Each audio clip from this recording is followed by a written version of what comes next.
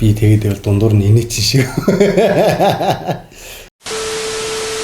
Хоёулаа яг энийгээ таарчлаа хоёлаа.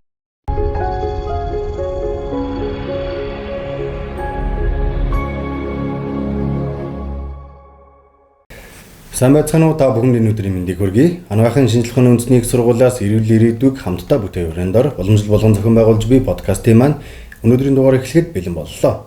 Энэ удаагийн дугаарт анагаах ухааны сургуулийн радиологийн тэнхимийн багш, анагаах ухааны магистр Доржийн Цэвэрлэмаа хүрэлцэн ирсэн байна. Танд энэ өдрийн мэндийг хүргэе. За, чамд гэсэн өдрийн мэнд хүргэе. Өнөөдөр хоёулаа дүрс онцлогооны техникч гэдэг мэргэжлийн тухай ярилцсан. Тэгэхээр дүрс онцлогооны техникч гэдэг мэргэжил маань яг ямар мэргэжил юм бэ? Манай 12 дугаар ангиа төгсөж байгаа оюутан болохоор зэгч байгаа төгсөгчдөд та нэг дэлгэрэнгүй тайлбарлаж өгөөч. За, дүрс онцлогооны техникч мэргэжилтэн маань одоо анагаах ухааны салбарт эмнэлгийн мэргэжилтэн хүн болж хөгжиж байна. За, энэ хүн бол ямар одоо орчинд ажиллах вэ гэхээр эмнэлгийн орчин, тийм ээ, эмнэлгийн инженерүүд, эмнэлгийн дүрс онцлогооны эмчнэр, за энэ одоо сувилагч, эмч сувилагч нартай баг болж ажилладаг ийм мэргэжилтэн байгаа. За, яг одоо мэргэжлийн нарийн талаас нь тайлбарлах юм бол хүний биеийн анатоми, физиологийн онцлогийг маш сайн мэддэг. За, тухайн одоо өвчтний эмгэгийг бүтцийн хувьд ялгаж харуулдаг ийм одоо тоног хөрөмжүүд дээр ажиллаж, тийм ээ, зөв техникээр чанартай сайн зураг бэлтгэж өгөх ийм мэргэжилтнийг бол дүрс онцлогооны техникч гэж байгаа. За, энэ техникч маань одоо 1991 онд эрүүл мэндийн шинжилгээ ухааны их сургууль, хуучнаар бүр анагаахын дунд сургуульд гэрлийн техникч гэж мэргэжилтэнгээр бэлдэж байгаад 91 онд бол хаагдсан энэ ангийг 2011 онд анагаахын шинжилгээ ухааны үндэсний их сургуулийн сувилгын сургууль дээр бол сэргээн дахин бэлтгэж эхэлсэн байгаа. За, 2011 онд энэ анхны эсэлтийг авснаас хойш өнөөдөр 2021 онд бид нэр 9 дахь төгсөлтөө хийчихсэн. Одоо 100% ажлын байртай, маш юм эрэлттэй, сонирхолтой одоо мэргэжил болж хөгжсөн байгаамаа. За, дүрс онцлогооны техникч гэдэг мэргэжил Монголд аль хэрэг хэрэгэлт хэрэгцээтэй байдаг. 100% ажлын байртай болдог гэж штэ тий. Тэгэхээр Монголд үнэхээр их хэрэгэлт хэрэгцээтэй байд юм байна. Хүн дутмагтаа тийм байна уу? Эсвэл эрүүл мэндийн салбар нь өөрөө дүрс онцлогооныхаа салбарт маш их хэмжээний хүчин чармаалтыг гаргаж олон хүнийг авч байгаа болно байна. За, энэ нөгөө одоо зах зээлийн бас эрэлт хэрэгцээгээр зохицуулагдж байгаа хууль юм л да, нэг талаасаа. Нөгөө талаасаа бол ерөөсөө тоног төхөөрөмж хөгжөөл шин тоног төхөөрөмжүүд анагаах ухааны салбарт нэвтэрч орж ирж байна, тийм ээ. Бид нэр одоо 2000 оноос хойш бол МРА сорон зай эрдэнэс томографийн суйрлуулалт Монголд одоо бүр аль болох том улсын болон том хувийн эмнэлгүүд бүгд байрлуулсан. Тэгэхээр тэр нь бол 24 цагаар ажиллаж байна гэхэд одоо тий ажлын 8 цагаар ихэд доороо дүрс онцлогооны сорон зай эрдэнэс томограф дээр ажиллах техникч гэхэд л одоо нэг хоногт 3 тий ээлж ярахын тулд гих мэтлэнгээр ингээд нөгөө талаасаа энэ маань онцлогооны аппаратууд маань яг эмнэлгийн салбарт бол мөнгө олох тийм бизнесийн нэг одоо хамгийн чухал тасаг болж хөгжиж байна. За, хоёрдугаарт бол юу вэ гэхээр яг энэ өндөр тоног төхөөрөмжүүд нэвтрэхийн хэрээр онцлогооны чадвар сайжирж байна, тийм ээ. Тэгэхээр хүмүүсийн одоо хамтран эрт илрүүлэг, өвчний эрт илрүүлэгт бол энэ аппаратуудыг хэрэглээд ирэхээр эрэлт ихсэж байна. Тэр утгаараа л одоо энэ мэргэжилтний эрэлт маш өндөр байна зах зээлд. Ажлын байр нь их байгаа учраас эрэлт хэрэгцээ нь ихтэй байгаа учраас бид бүхэн дүрс онцлогооны техникч гэдэг мэргэжилтнийг заавал бэлтгэх шаардлагатай юм байна, тийм. Бид хүний нөөцийнхөө хувьд бол тасралтгүй, тийм ээ, бэлдэж зах зээлд нийлүүлэх хэрэгтэй л гэсэн үг. Эрүүл мэндийн салбарт бид нэг зайлшгүй шаардлагатай. За, нөгөө талаас энэ орчин үеийн хүмүүс маань, тийм ээ, дижитал 90-100-д амьдарч байна. Ингээд төрөх үеэсээ л эхлээд ухаалаг утастай харилцаж байна. Тэгэхээр энэ хүмүүс маань яг одоо энэ салбарт энэ одоо орчинд ажиллахад одоо сэтгэл зүйн хувьд ч гэсэн бэлтгэлтэй өөрсдөө ч гэсэн маш сонирхолтой ийм одоо мэргэжилттэй бид нэр заашгүй бэлтгэх шаардлага бол гарч байна гэсэн үг. 12 дугаар ангиад төгсөөд дүрс онцлогооны техникч гэдэг мэргэжлийг сонгох тухай хүүхэд өөрөө саналаа гаргахад гэр бүлийнхэн аль нэгэн гишүүн нь Энэ бол хортой нөхцөлд ажилладаг. Дүр сурталчилгааны техникч гэдэг мэргэжилтэн хүмүүс нь өөрөө тодорхой хэмжээний өвчин зовлонгуудыг тусдаг гэсэн нэг тийм ойлголтуудыг өгдөг хүмүүсийг тэг би таарч байсан л да. Тэгэхээр дүр сурталчилгааны техникч гэдэг мэргэжилтэнгийг хэрхэн хамгаалдаг юм. Дээрээс нь хортой нөхцөлд ажиллах тухайн стандартууд нь ямар байдгийг тухай манай төгсөгчдөд нэг тайлбарлаад өгөхгүй юу? За яхаараг бол дүр сурталчилгааны техникч мэргэжилтэн маань цацрагтай орчинд ажиллаж байгаа гэдгээрээ хортой нөхцөлд ажиллаж байгаа нь үнэн. Гэхдээ энэ нь яг төдийлөн тийм өнөр хортой юу гэвэл тийм хүмүүс төсөөлж байсан шиг бол тийм биш. Одоо сүүлийн үеийн тоног төхөөрөмж маань өөрөө маш ухаалаг учраас цацрагийн алдалт одоо бүр маш бага тунтай. Тийм ээ, маш бага тунгаар. За тэгээд яг ажиллаж байгаа төхөөрөмжөөс шалтгаалаад бас мөн цацраг ялгаруулдаггүй гэж байна, тийм ээ. За жишээлбэл бид нар одоо соронзон резонанс томографийн орчинд тийм ээ техникчээр ажиллаж байгаа тохиолдолд бол ямар нэгэн цацрагийн өртөлтөнд бол өртөхгүй гэсэн орохгүй. Тэгэхээр яг хаа цацраг туяа маань өөрөө хүмүүсийн одоо хүний генийн өөрчлөлтөнд оруулдаг гэдэг утгаараа яг одоо жирэмсэн оюутан өвчтөнд хортой. За тэгээд мөн одоо тухайн ажиллаж байгаа техникч маань бас жирэмсэн байх юм бол энэ нь бол бид нар тийм ээ тухайн тасгийнхаа цацраггүй орчинд ажиллах юм уу ингэж одоо ажлын байрыг нь бид нар солих техникчээр хамгаалах юм бодлогод бол бас барина. За 2009 онд гарсан цөмийн энергийн тухай хуулийн дээр бол цацрагтай ажиллаж байгаа эмч ажилтнуудыг хамгаалах тийм ээ хамгаалах хэрэгсэл тийм дуулган хормогч гэх мэт одоо тухайн орчинд ажиллаж байгаа хүмүүсээ хамгаалах юм тусгай дүрм журмууд бол байгаа. Тэр бол хамгаалагдана гэсэн үг. Тэгэхээр бид нэр бол одоо орчин үед тийм ээ энэ 2021 оноос хойш ажиллаж байгаа төхөөрөмжүүд дээр ямар нэгэн цацрагийн хүчтэй хордлогод орно гэсэн айхаа аюул бол байхгүй гэсэн үг. Хүн л болсон хан тэгэл өөрийнх нь эрүүл мэндийг бас бодлого үл яах вэ тийм ээ. Тэгэхээр байгууллага өөрөө дүр сурталчилгааны техникч мэргэжлэр ажиллаж байгаа хүмүүсийн эрүүл мэндийг хамгаалахаас гадна Монгол улс чинь өөрөө хууль гаргаад тухайн хүмүүсийн эрүүл мэндийг хамгаалаад өгч байгаа юм. Тэгээ мөн дээр нөгөө хөдөлмөрийн хуулиндаа ч гэсэн хортой нөхцөлгээд бид нэр хоригдуулсан цагаар ажилладаг. Дүр сурталчилгааны техникч, дүр сурталчилгааны эмчнэр бол ерөнхийдөө 6 цагаас 7 цагт тийм ээ ажлын одоо хүний ажлын норм цаг 8 цаг байгаа шүү дээ. Тэгэхээр бид нэр хорог 1-ээс 2 цагаар хоригдуулсан цагаар ажилладаг гэсэн үг. Зөв. За тэгэхээр дүр сурталчилгааны техникч мэргэжлэр элсэж орох гэж байгаа оюутнууд маань сая 2021 оны 5 сарын 20-нд гарсан боловсрол шинжилгээ ухааны сайдын А187 тоод тушаал дээр дипломын дээд ангийн тухай ямар нэгэн зүйл тэмдэглэгдээгүй байгааг хоёлаа харсан тийм. Тэгэхээр энэ дээр элдэн ерөнхий шалгалтыг түрүүний ярьдаг хим, биологи, математик, физик, нийгмийн тухай мэдлэг, англи хэл, монгол хэл гэсэн энэ хичээлүүдээр өгнө.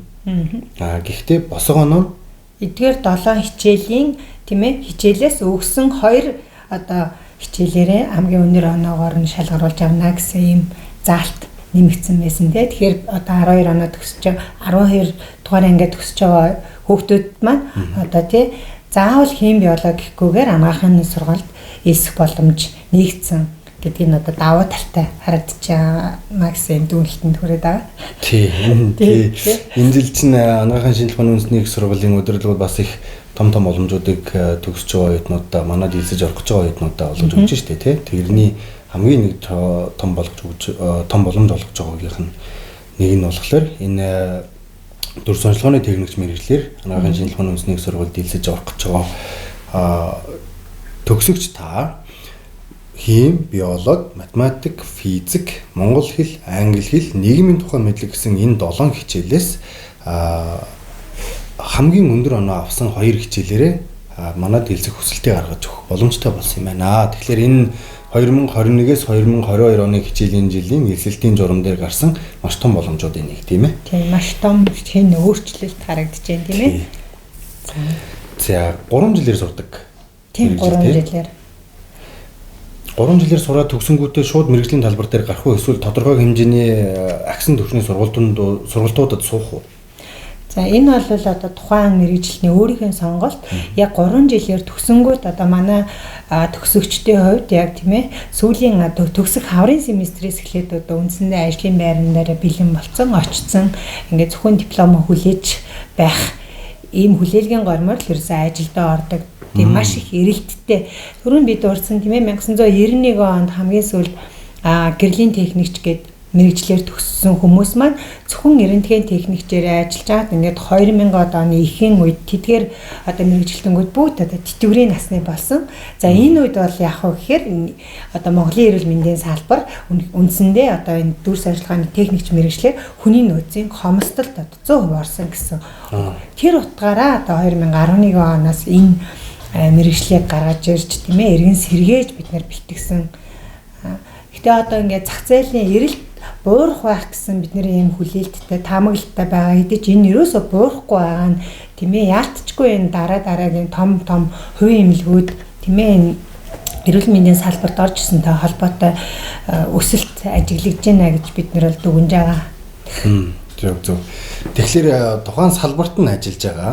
Дээрээс нь оюутнуудаа төгсгөөд оюутнуудаа хамгийн анх сургахаас нь ахуулаад төгсгөөд ажлын байран дээр гарах бүх асуудлуудыг мэдж байгаа мэрэгжлийн багш нь та бүхэнд хэлж байна. Хэрвээ дүрс онцлогооны техникч мэрэгжлэр элсэж ороод төгсөх юм бол ажлын байран дээр та бол ямар нэгэн байдлаар санаа зовхон байхгүй 100% бүгд ажилтаа болдог гэж хэлж байна тийм үү? Тий. 100% бүгд ажилтаа. За яг түүнээс гадна яг одоо манай диплом дээр болохоор дүрс онцлогооны техникч гэсэн мэрэгжлэр төгсөж байгаа. За цаашаа үргэлжлүүлээд одоо тийм ээ яг юу сонирхож байна? Ямар тоног төхөөрөмжөөр илүү нарийсаж ажиллах вэ гэж хүсэж байгаа техникч нар маань одоо саран зай резонанс томографи, компьютер томографи, тийм ээ, ангиографи, за одоо олон улсад бол бүр хит авийн техникчийг хүртэл бэлтгэдэг. За ерөнхийдөө манай Монголын чиглэл анаах ухааны салбар дүрс ажиллагааны салбар маань гэсэн бас энэ чиглэл рүү илүү нарийсаж анхаарч тийм ээ техникч нарын төсөлтийн дараах сургалтыг бас энэ тал руу түлхүү хөгжүүлэх юм бодлого барьж байгаа. Дүрс ажиллагааны техникч мэрэгчлэр суралцж байх хугацаанд оюутанд ямар боломжуудыг олгох юм бэ? Жишээ нь дадлаг хийх боломж нь ял хэрэг бүх хүн болгон техник тоног төхөөрөмжн дээр ажиллах боломжтой юу? Ирээдүйд төгсөж гараад шууд ажлын байран дээр очиход би энэ аппаратыг мэдэхгүй гэдэг асуудлууд ер нь гарахгүй байх гэж би ойлгож байгаа тийм үү? Тий, манайха одоо 2 дугаар дамжаанаас эхлээд яг дүрс онцлогооны техникчийн мэрэгшүүлэх хичээлүүд бол ордог. За яг үүний дагуу бол дандаа улсын төвийн эмнэлгүүд тийм ээ аймгийн нэгдсэн төвийн эмнэлгээс өксүүлээд рентген, саран зай резонанс томографи, компьютерийн тоног төхөөрөмжүүдээр яг одоо техникч дагалдаад энэ өөрөө нөгөө чадамжид суурилсан ийм мэрэгжил учраас яг оюутан одоо тухайн өвчтөнтэй хэрхэн харилцах уу тийм ээ бичиг баримтыг хэрхэн одоо бүртгүүлэх үү бүртгэх хөтлөх тийм ээ за ингээд яг тоног төхөөрөмж дээр ажиллах өвчтнээ хэвтүүлэх тийм ээ за шинжилгээг бүрэн хий дууссаны дараа үдэж өгөх хүртэлх одоо бид нэр бүх ийм дадлагын хичээлийг бол гардан үйлдэлээр явуулдаг эмнэлэг тус үр дээр одоо бид нэр оюутнуудыг хангалттай хугацаагаар дадлагжуулдаг. 2 дугаар курсээс ахуулаад гэхлээр нийт сургалтын хөтөлбөрийн бараг нэг 50-аас дээш хувийн хугацаанд тухайн оюутан ажлын байран дээр гараад юу хийх тухайгаар өөрөө гардан бие оролцож ойлгох юм байна тийм үү? Тийм бид нэр манай дүрс онцлогооны техникч мэрэгчлээ 1-р дамжаагаа төгснээ дараа эмнэлэгтэй танилцах дадлага гэж хийж байгаа тийм ээ тэр нь бол яах вэ гэхээр тухайн эмнэлгийн тийм ээ одоо бүтэц зохион байгуулалт тасаг нэгжүүдийн үйл ажиллагаа тэнд ажиллаж байгаа мэрэгжилтэнгүүттэй ингээд танил болж өгдөг.